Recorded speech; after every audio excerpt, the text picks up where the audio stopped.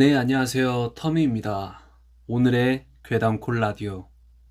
가발 공장에서 겪은 일. 마네킹의 정체. 시청 전에 좋아요, 알림 설정 부탁드리면서 이야기 시작할게요.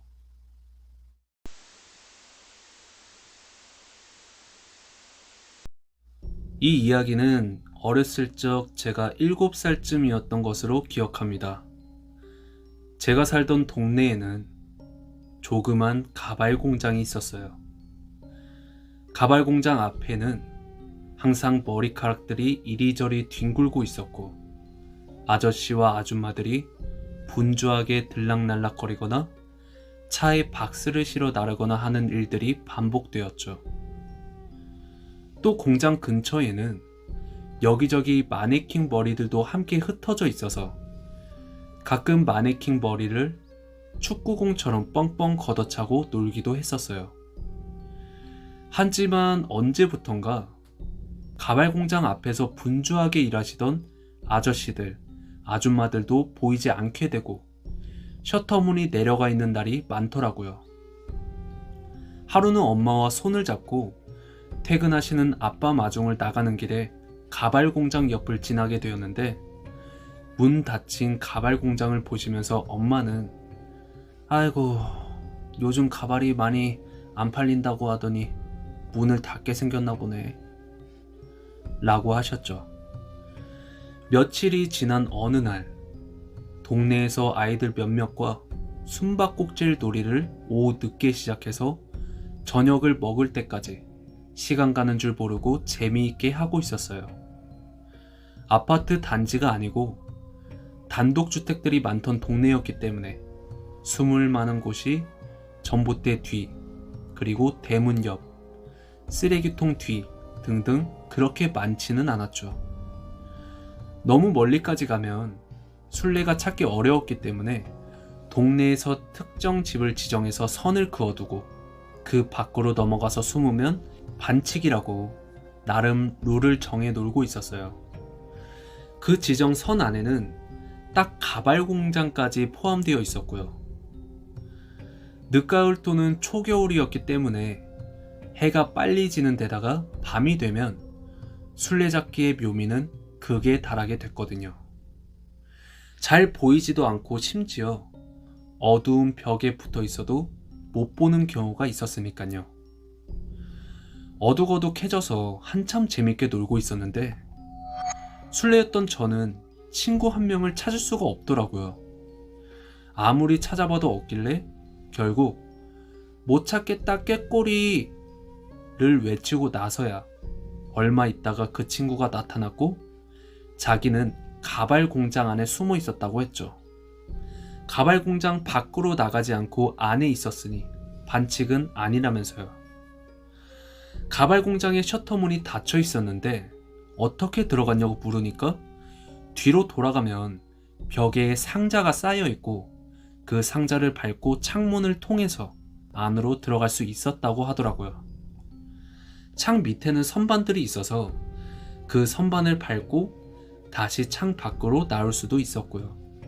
그 말을 듣고 룰을 어긴 것도 아니니까 쿨하게 인정이라고 하고, 저는 다음에 숨을 때는 가발 공장 안에 들어가야겠다 라고 생각했죠. 그리고 다음 순례가 정해지자마자 저는 친한 친구 한 명을 데리고 바로 가발 공장으로 달려갔습니다. 그 아이가 말하던 대로 상자를 밟고 올라가서 가발 공장 안으로 들어갈 수 있었고, 안에는 달빛이 창문으로 들어와서 공장 안의 경관이 어슴푸레 보였어요.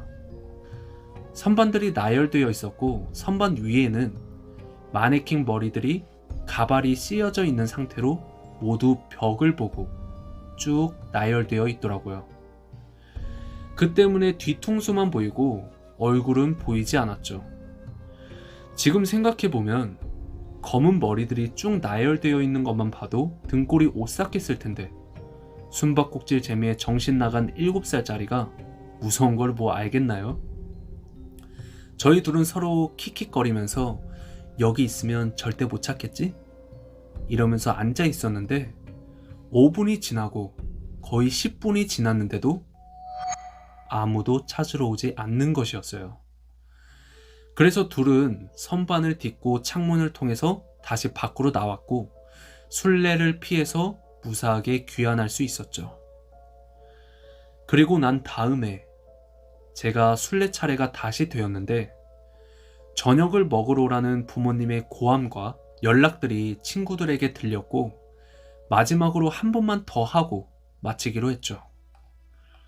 10을 세고 친구들을 찾으러 돌아다니면서 마지막 2명만이 남았을 때 저는 씩 웃으면서 가발 공장으로 향했고 상자를 딛고 창문으로 얼굴을 들이밀며 야, 너희 거기 있는 거 다 아니까 나와!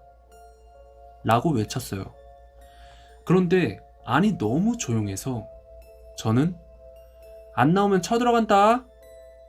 라고 말하며 창문 안으로 들어갔고 아까와는 뭔가 다른 이질감을 느끼게 되었습니다.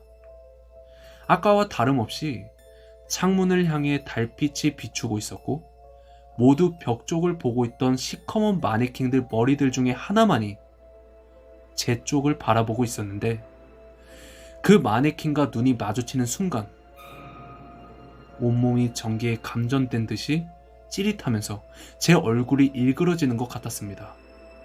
왜냐하면 다른 마네킹들과는 다르게 그 마네킹만은 몸통이 있었으니까요.